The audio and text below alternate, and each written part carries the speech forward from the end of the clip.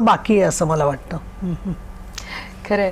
आणि जसं मी म्हटलं की तुम्ही इतक्या ज्या पद्धतीनं पक्षाची बाजू मांडत होतात, अनेक अनुभव तुम्हालाही आलेले, पण महिला नेता करताना देखील वेळ बराच घेतला असं वाटतं. हो, मला अशी आशा होती की स्वतःहून पक्ष नेता करेल मला म्हणून, परंतु ते होईना.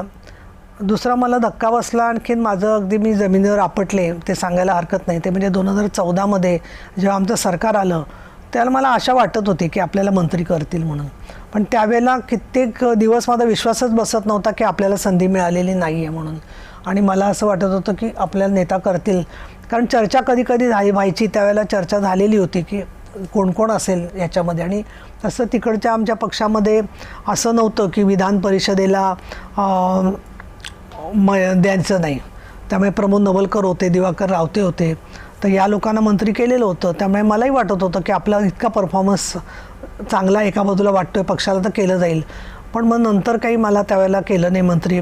मला खूप धक्का बसला, सावरणं अवघड होतं. मला अनेक लोकांनी वेगवेगळ्या गोष्टी बोलले, पण मी काही त्या पदाच्यासाठी रुसून बसले नाही. मी विचार केला की ठीक आहे, देवाची इच्छा असेल की आपण काहीतरी वेगळं काम करावं, आणि त्याप्रमाणे मी माझ्या वैधानिक कामाच्यामध्ये स्वतःला हे करून घेतलं. त्याच्यामुळे कडवटपणा करून दुसऱ्या मंत्र्याशी काहीतरी वाईट वागायचं किंवा त्यांच्याशी बोलायचं असंही मला तर वाटत नाही कधी केलं म्हणून. आणि त्याच्यातून हळूहळू त्यांच्याकडून सुद्धा चांगली कामं आपण करून घेण्यासाठी सहकार्य केलं. परंतु डावललं जाण्याचं दुःख काय आहे ते मला जाणवलं. दोन्ही वेळेला नेता होत असताना तिथेही नाही संधी मिळाली, मंत्रिपदाची संधी मिळाली नाही. नंतर उपसभापती पद जेव्हा शक्यता निर्माण झाली तर त्यावेळेला सगळेच आमचे विधान परिषदेतले स्वतः उपस्थित होते त्यावेळी, आणि त्यावेळेला सगळेच मंत्री झाले होते. मग उपसभापती व्हायला कोणीच तयार नव्हतं.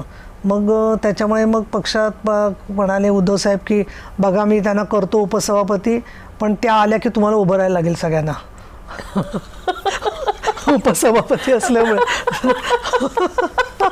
तर त्याच्यावर सगळे मला ठीक आहे साहेब आम्ही तसे उभेच राहतो असं त्यांनी थट्टा केली माझी सगळ्यांनी.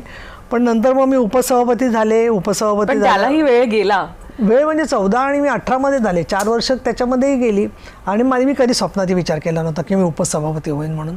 त्याच्यानंतर मला दुसरा छोटासा का होईना धक्का बसला, सांगायला हरकत नाही. ते म्हणजे माझी अपेक्षा होती की 2 वर्ष मी उपसभापतीपद असं सांभाळलं होतं तर ते सभापती आपल्याला करतील. पण मग तिथेही युतीच्या या सगळ्यामध्ये शेवटी भारतीय जनता पक्षाचे सभापती करायचे ठरले.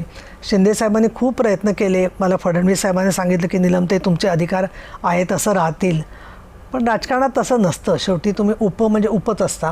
पण मग माननीय शिंदे साहेबांच्याकडे मी काम करायला लागल्यावर त्यांनी मला पहिल्याच दिवशी नेता म्हणून जबाबदारी टाकली. त्यामुळे भावना गवळी आणि त्याच्यानंतर मी ही सगळ्या शिवसेनेमधल्या दुसऱ्या नेत्या झालो, 2 नंबरच्या. नाही तर आत्तापर्यंत शिवसेनेच्या 40-45 वर्षाच्या आयुष्यामध्ये कोणीही महिला नेता नाही आहे. तिथे तर नाहीच आहे. इथे आम्ही आता 3 महिला नेता आहोत चाललेले म्हणजे.